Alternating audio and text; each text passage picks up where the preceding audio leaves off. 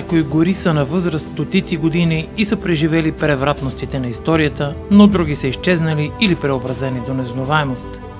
Хората използват гората като източник на ресурси, място за лов и почивка. Със своята дейност те се намесват в естествения ход на живота на гората.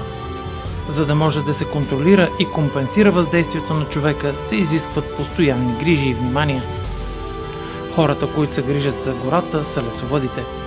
Една от основните им дейности е залесяването. Това е дълъг и сложен процес, а всичко започва с събирането на семена или резници. В момента се намираме на държавен горски разсадник Шиклар, намира се на територията на ДГС Берковица. Площта на разсадника е 83 декара. Той е основан през 1929 година, като първоначалната площ му е била 15 декара, след което постепенно са закупувани нови земи и се разширява дейността на стопанствата. За да се създаде една млада гора или една горска култура, са необходими първо да се добият семена от зрели дървета. При иголистните видове семената се добиват от шишарки, които са добили полова зрялост.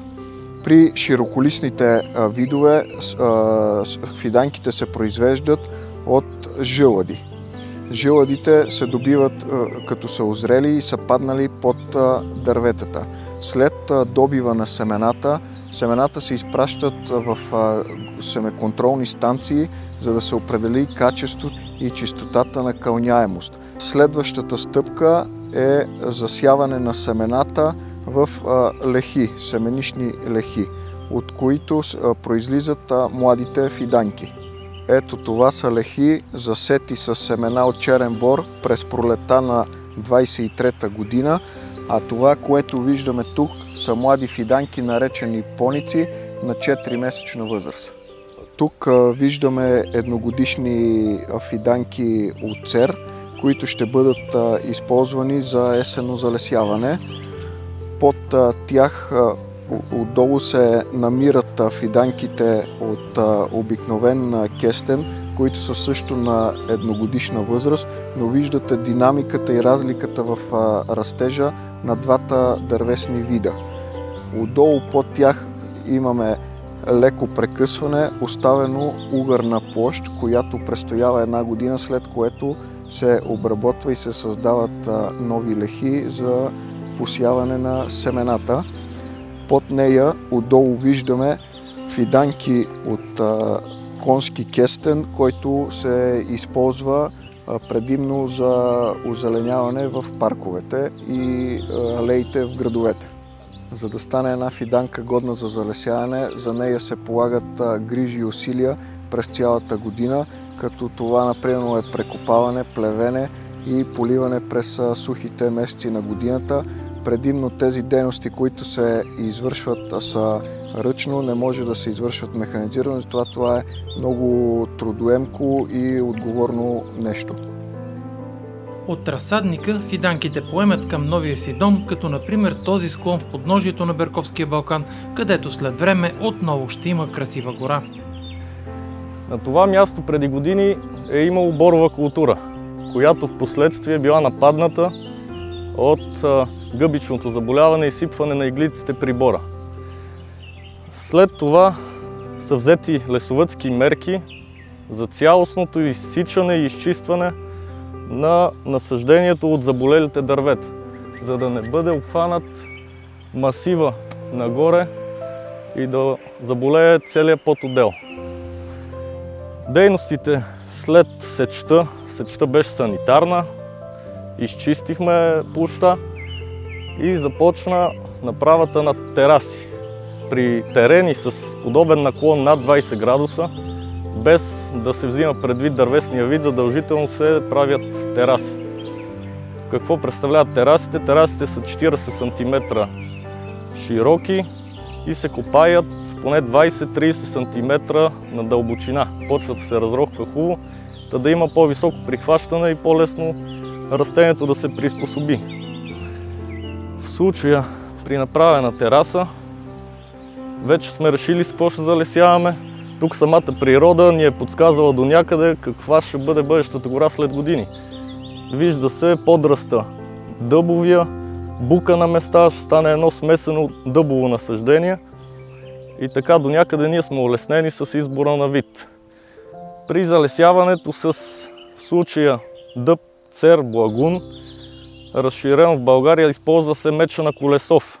При направената вече тераса с вертикални движения в земята и с няколко разклащания наляво-надясно се отваря цепнатината.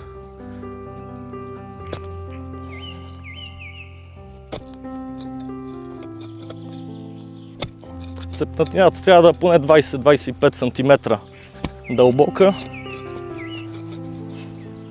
за да може спокойно фиданката да влезе в нея.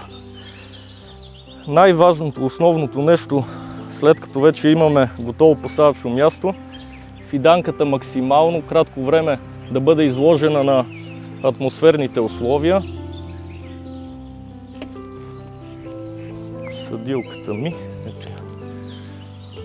Поставянето на фиданката трябва да е поне на 2-3 см, кореновата шийка да е под околния почвен слой, задължително, и с изправени корени. И започваме постепенно да придърпваме рохка земя с съдилния инструмент и поетапно притъпкване от всякъде.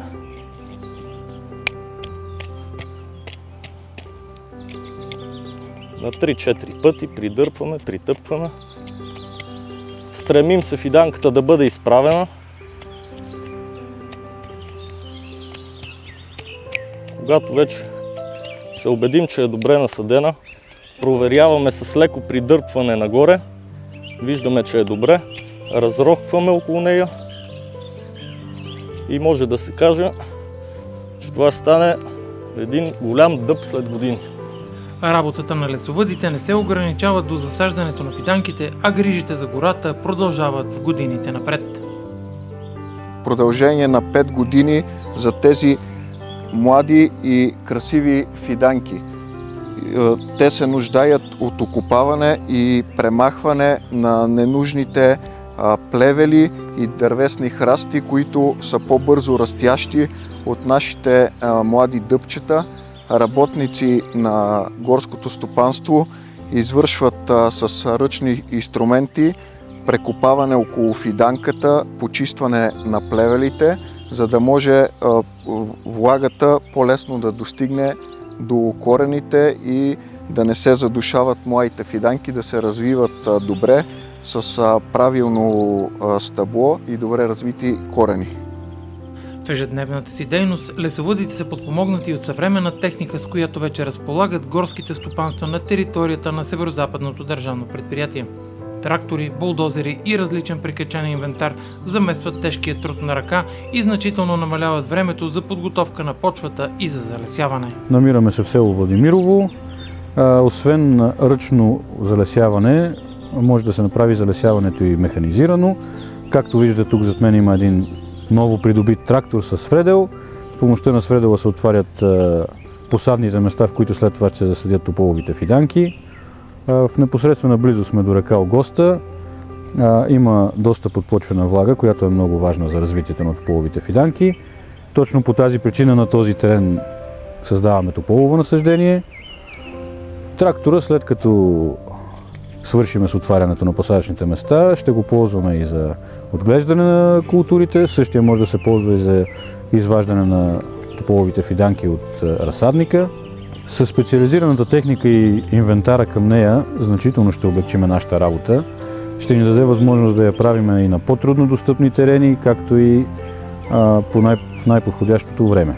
Например, на тази площ от 27 декара трябва да бъдат засадени по 62 фиданки на декар или 1600 фиданки за цялата площ. Надяваме се, ако всичко върви по план и няма аварии, това да стане за не повече от 3 дена. Всичко това показва, че гората е сложна екосистема, за която ежедневно грижи по опазване, залесяване и поддържане полагат хиляди горски служители в цялата страна, за да можем всички ние да ползваме природните ресурси, да се наслаждаваме на красотата на горите и да намираме вдъхновение под короните на вековните дървета.